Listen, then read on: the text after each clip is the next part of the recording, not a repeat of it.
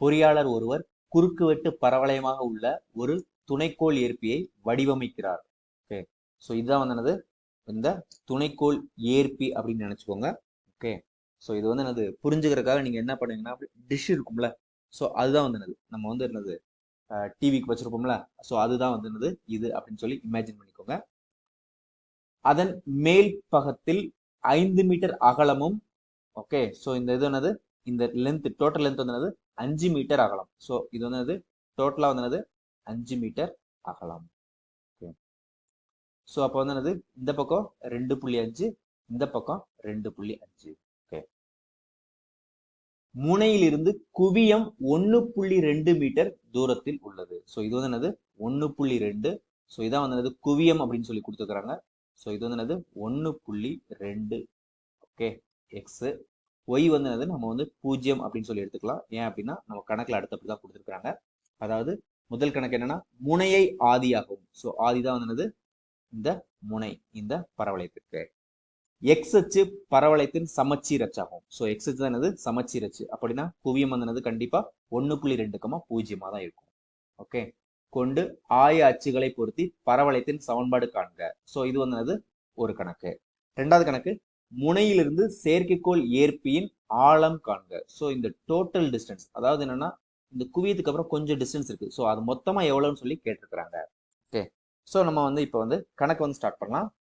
So நமக்கு தேவையான பரவளையத்தின் சமன்பாடு எப்படி இருக்கும் அப்படின்னா வந்து Y square is equal to 4ax. Okay, so நம்ம வந்து ஏ கண்டுபிடிக்கணும்.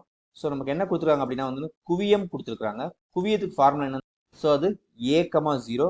அது வந்து என்னன்னு கொடுத்துருக்காங்க 1.2,0 அப்படின்னு கொடுத்துருக்காங்க. ஸோ அதுல இருந்து ஏங்கிறது என்னது 1.2.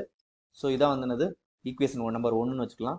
ஸோ 1 அப்படிங்கிற எப்படி மாறிடும் அப்படின்னா Y square is equal to 4 பெருக்கல் 1.2x which implies y square is equal to 4.8x.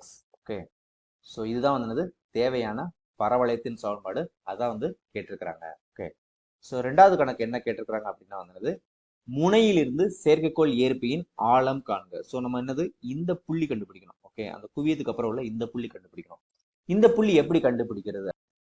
நம்மளால வந்து டைரக்டா கண்டுபிடிக்க முடியாது. ஸோ இந்த புள்ளி கண்டுபிடிக்கிறது, இந்த புள்ளி கண்டுபிடிக்கிறப்பெல்லாம் நம்ம வந்து இந்த புள்ளி கண்டுபிடிக்கலாம் அல்லது இந்த புள்ளி கண்டுபிடிக்கலாம். ஏன் அப்படின்னா இந்த 3 புள்ளிகளுடைய எக்ஸ் வேல்யூ வந்து என்னது சமம். ஸோ இந்த டிஸ்டன்ஸ் வந்து சமம், ஸோ இந்த டிஸ்டன்ஸ் வந்து சமம், இந்த டிஸ்டன்ஸ் வந்து சமம். ஓகே, ஸோ நமக்கு தேவை வந்து இந்த எக்ஸ் வேல்யூ தான். ஸோ அதனால இந்த பரவளையமானது இந்த புள்ளி வழியும் செல்கிறது, இந்த புள்ளி வழியும் செல்கிறது. ஸோ இந்த புள்ளியினுடைய எக்ஸ் மதிப்பு என்னது நமக்கு தெரியாது, அதான் கண்டுபிடிக்க வேண்டியது. ஒய் மதிப்பு என்னது இங்க 2.5. ஓகே, ஸோ இந்த ஒரு இன்ஃபர்மேஷன் போதும். இருந்தாலும் இது வந்து என்னது எக்ஸ் மைனஸ் 2.5 நமக்கு தெரியும்.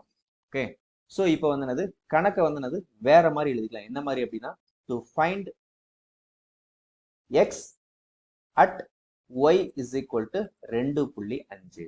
ஸோ இதுதான் நம்மளுடைய கணக்கு. ஓகே, ஸோ நமக்கு என்ன கொடுத்துருக்காங்க வந்து பரவளையம் வந்து Y square is equal to 4.8x.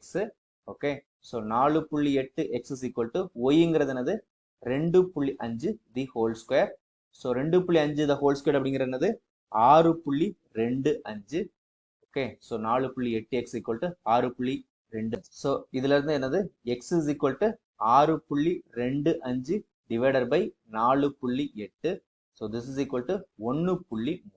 Okay, so நமக்கு தேவையான என்னது முனையிலிருந்து செயற்கைக்கோள் ஏற்பியின் ஆழம். ஸோ அதை வந்து கண்டுபிடிச்சிட்டோம். எனவே முனையிலிருந்து செயற்கைக்கோள் ஏற்பியின் ஆழம் is equal to 1.3 metre. Okay, so இதை தான் வந்து கண்டுபிடிக்க சொல்லியிருக்காங்க, அதை நாம கண்டுபிடிச்சிட்டோம்.